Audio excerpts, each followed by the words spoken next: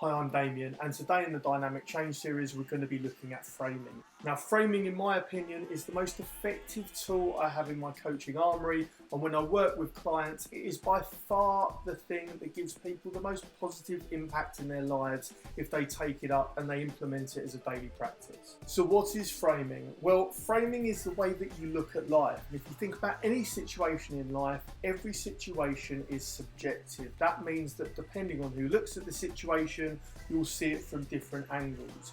I guess you've probably been to a party or had an experience where you've talked about it with friends after or family after, and you've got different recollections of what happened. And that isn't because one person is remembering a totally different experience to what someone else is. It's because you look at it through different lenses. It's almost like a photographer taking the same picture, but they're using different lenses, different ISOs, different aperture.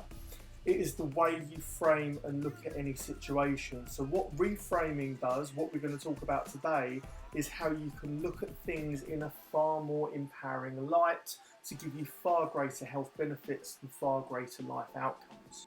So why is framing important to get right? Well, as I've already said, it gives you great health outcomes if you can crack your mindset around framing.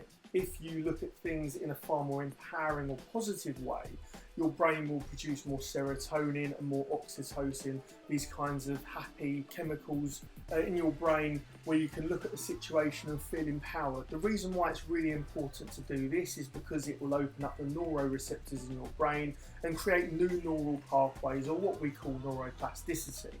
Over a sustained period of time, if you practice this, the old, more negative or disempowering pathways will start to shut down, and the myelin in your brain will strengthen the new neural connections and help you embed a practice of far more positive and empowering thought and framing in the way you look at situations.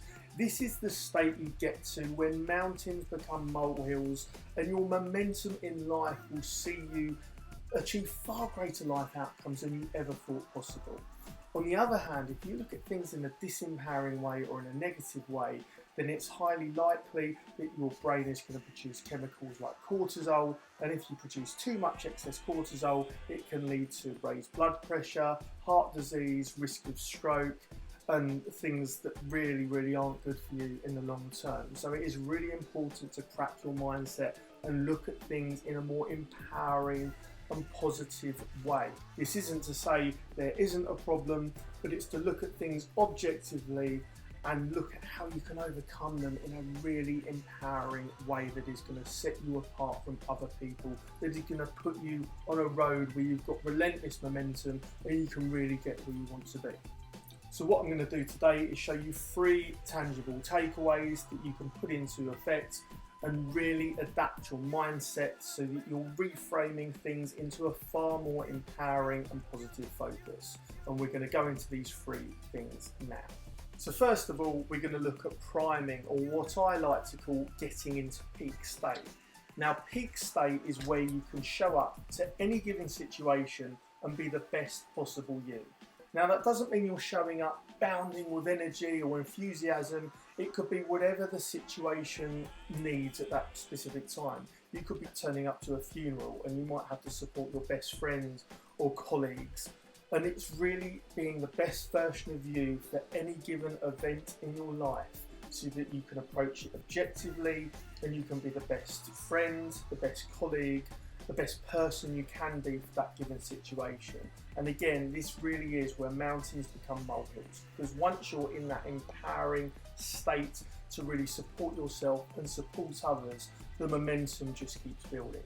So what are the things you can do to get into peak state? Well, getting up early is a given. Those that get up early are far more productive in the day, and you really need to cut out any digital apparatus, and that means your phone, I'm afraid. So no looking at Facebook or no looking at social media or even your phone at all for the first hour of the day. The blue light on your phone will disrupt your circadian rhythms, and that's something you want to cut out. I would highly recommend going for a digital detox and then getting one of those old alarm clocks where you can just turn the alarm off, so you're not looking at your phone with the alarm going off first thing. You want to set at least the first hour of your day with 0 digital input. Once you're up, things that have been really effective for many people that I've worked with have been things like exercise. It's a great way to start the day. It gets your adrenaline going, it gets the endorphins flowing, and it gets serotonin pumping in your head. It is a really positive and empowering way to start the day, and it is fantastic for your physical and emotional health. Another thing you can do is what is called grounding. Now, this is also known as meditation, but I prefer to ground, if I'm totally honest. I'm not huge into meditation myself. And grounding is where I will sit down really still for a period of probably 5 to 6 minutes with my feet flat on the floor, my hands on my knees, and I'll just close my eyes and think about how I'm feeling, what's going on for me, where I am, so I'm aware of my state, and then I can actively pursue putting myself into the most peak positive state for that day from where I am. So it really is just understanding where you are when you first get up in the morning and having that time to think about it without any distractions. So another thing you can do when you wake up first thing in the morning is do an action log for your day, and I would do that physically on a piece of paper with a pen rather than on any kind of digital device. That is so you can actually tick off the things as you do them, because your brain loves to complete tasks, and if you can complete tasks early in the day, it will really set you on a good propulsion for the day ahead. You can also map out your mind for everything you've got to do throughout the day, so it is a really good brain dump, so you can clear your mind to get in the peak state rather than having things floating about in the back of your head that will disrupt the rhythm of you getting into the best possible state that you can. So the second thing we're going to look at today is what I call affirmations and gratitudes. And again, a lot of the people that I've worked with have put these into their morning routines, into their priming. So you can certainly do that, and it's a really great time to do it first thing in the morning because it will set your mindset for the day. But I'm looking at affirmations and gratitudes separately because they are so impactful and effective for people. So what are they? Well, let's go into affirmations first. So affirmations are positive self-talk. There are so many times in our day-to-day lives, especially with the advent of social media, where we will look at ourselves and we will give ourselves negative self-talk. We will be really harsh on ourselves, and that makes us harsh about other people as well. It really is not a good state to be in, because the more harsh we are on ourselves, the more critical we are, can lead to things like anxiety and depression. And we really want to flip that mindset around and start talking to ourselves in a loving, positive, empowering way. So it really is being mindful of ourselves, the really good things about us, and every morning just coming up with a few things, a list of 5 or 10 things that we're proud of. You know, I'm proud that I am a very mindful person, that I care for my family, I love my girls more than anything. You know, I really love what I do for a living, I make a difference to people's lives, etc, etc, etc. And if you can put that positive affirmation down as a kind of foundation first thing in the day, it is really going to put your mind into a positive state. The second part is looking at what I call gratitudes. Now, gratitudes are things that you're really, really grateful for, and these are things that are external to you. So affirmations are more internal, positive self-talk about yourself. Gratitudes are things you're more externally thankful for. So again, I'm thankful that I've got a great family, a great wife and 2 beautiful girls. I'm thankful that I've got a house. I'm thankful that I have a job that I love. I'm thankful that, you know, I've just come back from a week in York with my family, and it was a great holiday. But I'm also thankful that I've got enough money in my life to be able to give back, to be able to donate, to be able to put kids through school in other countries. You know, I'm really thankful that I get to do these things from everything I have in my life. And by looking at what you're grateful for, when you start replacing your expectations for appreciations, the whole game changes. Your mindset will change.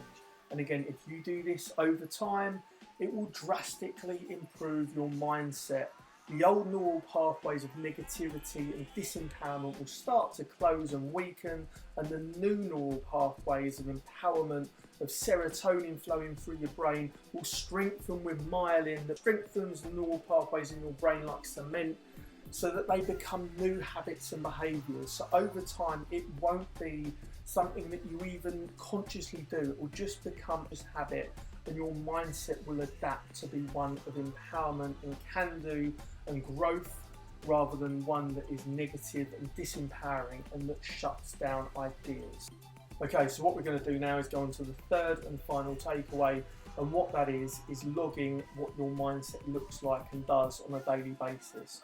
And you only really need to do this at the beginning. You don't need to keep doing this. This is when you initially start trying to alter your mindset. And you really want to do this for a period of at least a week, but I would say probably 2 to 3 weeks would be perfect. Now what you want to do is create a diary. And the reason you want to do this is because you want to get into the habit of understanding when you're in a positive mindset and when you're not in a positive mindset. When you're in an empowering mindset, when you're not in an empowering mindset. When you're in a mindset of growth, where anything seems possible, and when you're in a mindset of being fixed and closed, where the world seems on top of you and everything seems futile. The reason for doing this is so that you can better understand what events, people, contexts in your life cause you to have these more positive and less positive states. And that can make you aware. So when you're going into a situation where you're highly likely to have a more negative or disempowering state, you can actively go in there knowing that that is likely for you. And just by being hyper aware, just by being aware of your state and conscious of it, you can then actively change it in the moment. It is not the moments of positivity you need to change.